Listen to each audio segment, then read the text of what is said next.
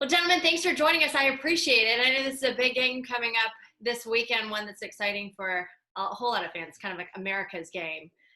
This year, obviously, it looks so different for the world, but for sports in general. So will you talk to me a little bit about the expectations here? Obviously, it's going to be at West Point. They've had to change the location because of COVID. I did hear the president is supposed to be there, though. Yeah, president's set to come. It's going to be really only cadets and midshipmen as the fans in the stands, in the seating area at Michie Stadium. So it's going to have a different look, a different feel. But I'll tell you what, when you watch on TV, it is going to have a great look. Obviously, the setting of Michie Stadium, the field has been painted like it normally would for an Army-Navy game that's held at a neutral site. Of course, the USAA, the presenting sponsor, does so much to put into this game. Even fans who can't be there, who normally would come, can get involved at ArmyNavyHouse.com. They can upload a picture showing their fandom for Army or Navy and be entered into a contest to win tickets, an all-expense-paid trip, actually, to next year's Army-Navy game in New York City.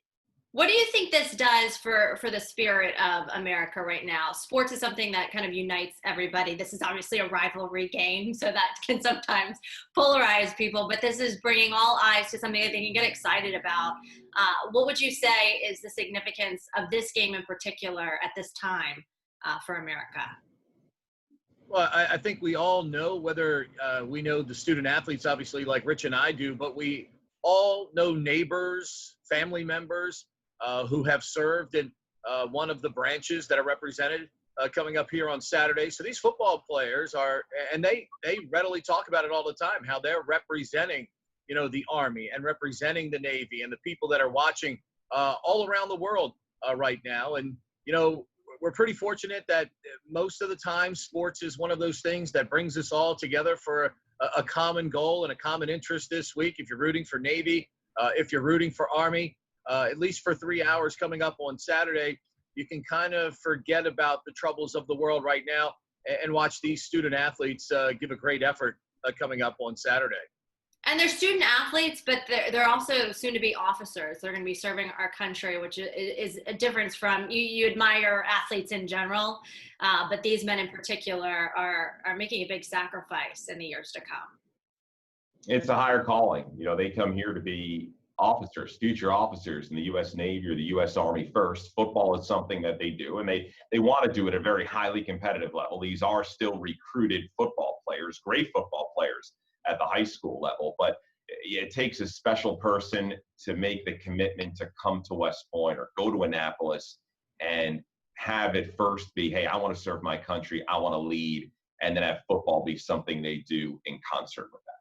Can you talk a little about the rooted tradition in this too? Obviously, people who are avid football fans, whatever your team is, whatever that may be, there's tradition built in it, but this game in particular is so rooted in it.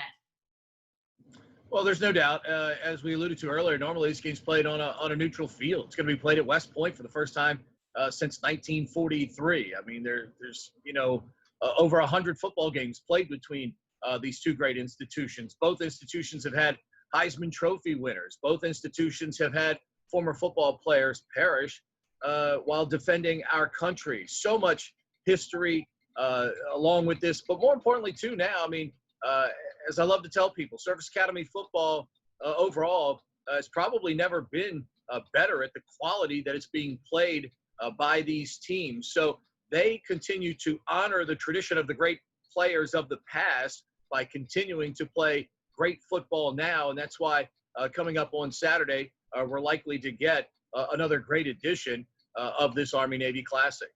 What are your expectations? I want to get both of you to tell me who you think is going to pull it out. Obviously, this is a year in general where it's kind of been a wild card in football. I think you can look back to Tulane. Maybe that is a common denominator with the teams, and they certainly gave Army a run for their money. Navy managed to pull it out. What do you think on Saturday it's going to look like for the teams? Army, one more point than Navy, I'll go with. Well, Rich's team is a 7-point favorite going into this game.